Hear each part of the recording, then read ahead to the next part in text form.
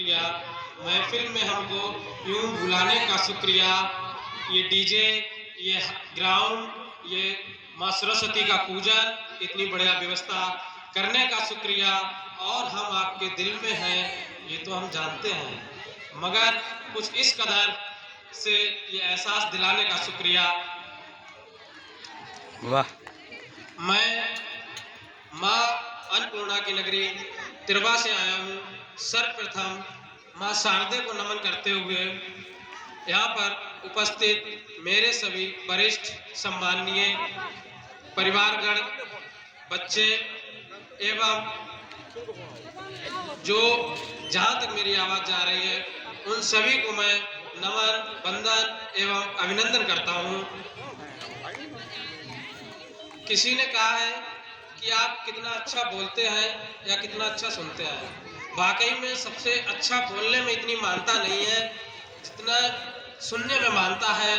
तो मैं समझता हूँ कि सबसे पहले आप लोगों की मानता का उदाहरण मैं लेता हूँ, इसलिए मैं आपके आगे आभार प्रकट करना चाहता हूँ कि आप लोग इतने ध्यान से मुझे सुन रहे हैं और सुनेंगे। सर्वप्रथम हमें ये सोचना होगा कि आज के समय में हमारे लिए महत्वपूर्ण क्या है। आज के समय में हमारे लिए सिर्फ दो चीजें महत्वपूर्ण हैं, एक समय, दूसरा संस्कार। कहीं ना कहीं आज हम इस मंच के सामने हम आप सभी का सम्मान कर पा रहे हैं, कहीं ना कहीं ये हमारे परिवार की परवरिश है जिससे हम ऐसे संस्कार से जकड़े हुए हैं जिससे हम कभी गलत रास्ते पर नहीं चल पाते। हालांकि यहाँ पर उपस्थित सभी मेरा परिवार ही है, लेकिन मेरे साथ विशिष्ट कर मेरे चाचा आए हुए हैं, श्री दिग्विजय सिंह पाल, जिनको आपस में लोग निकनेम करके विवेक पाल के नाम से बुलाता हूँ। मैं सर्वप्रथम अपने चाचा के लिए जोरदार तालियां करवाना चाहता हूँ, क्योंकि शायद मेरी परवरिश में उनका बहुत बड़ा सहयोग है। मेरा घर सिर्फ दो ही चीज़ों से चलता है, एक संस्कार, दूसरा विश्वास। शायद कहीं ना कहीं मेरे पिता का इतना विश्वास है मेरे चाचा के ऊपर, कहीं ना कहीं मुझे आज तक नहीं लगा कि मैं चाचा और पापा में फर्क समझ पाया हूँ।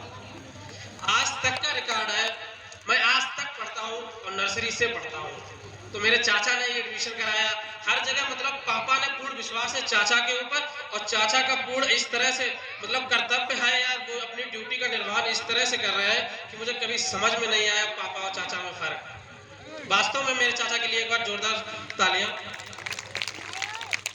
सर्वप्रथम हम यहाँ सभी लोग एकत्रित हुए हैं, इसका हमें उद्देश्य समझना चाहिए।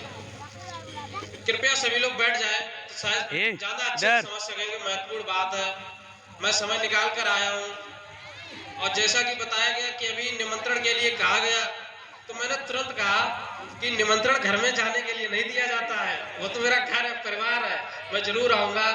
तो सर्वप्रथम हमें समझना होगा जिस उद्देश्य के साथ आज यहाँ एकत्रित हुए हैं, ऐसी कौन सी चीज है जिसे हमें राजनीति से अलग रखा गया है। ये बात समझने की है, बहुत ध्यान से समझेंगी माताएं, बहनें, हमारे बड़े बुजुर्ग जो भी बैठे हैं, क्योंकि अगर करियर वाइज बात की जाए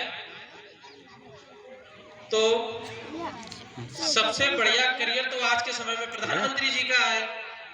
क्योंकि आप जितना पढ़ेंगे, अगर इंडिया की बात की जाए तो सबसे ज्यादा हार्ड एग्जाम है यूपीएससी।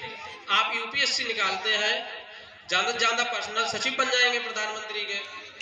यदि आप बिजनेसमैन हैं तो प्रधानमंत्री के ऊपर हाथ रखेंगे, आपका कर्जा माफ हो जाएगा। और उसी के साथ साथ में अगर आप एक इंजीनियर हैं, ज्यादा से ज्यादा सोशल मीडिया हैंडल करने को आपको जिम्मेदारी दे दी जाएगी। आप इस बात को समझना होगा कि राजनीति से हमको कैसे अलग किया गया। जैसे कि मेरा सभी से अनुरोध है, कृपया इधर ध्यान दें, बहुत महत्वपूर्ण बात है। मैं समय निकाल करके आया हूँ, बच्चे कृपया शिक्षकगण ध्यान दें, इनके थोड़ा इनका नेम नोट कर लें, इन्हें कल फिर जो भी सजा मिलेगी, सजा तो नहीं दिलाएंगे क्योंकि हमें आपका भविष्य दिखता है, लेकिन डर जरूरी है। सर्वप्रथम आ जाए बच्चे, आ जाए।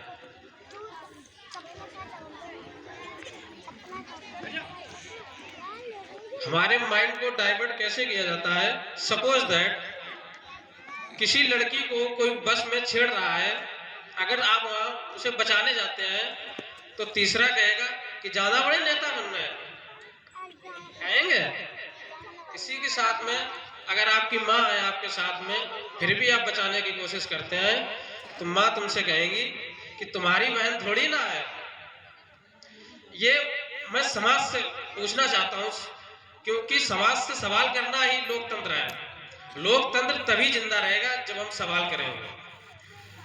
कहीं ना कहीं हमें समाज को समझना पड़ेगा कि बहन या कोई भी हो, ये समाज अपना ही है।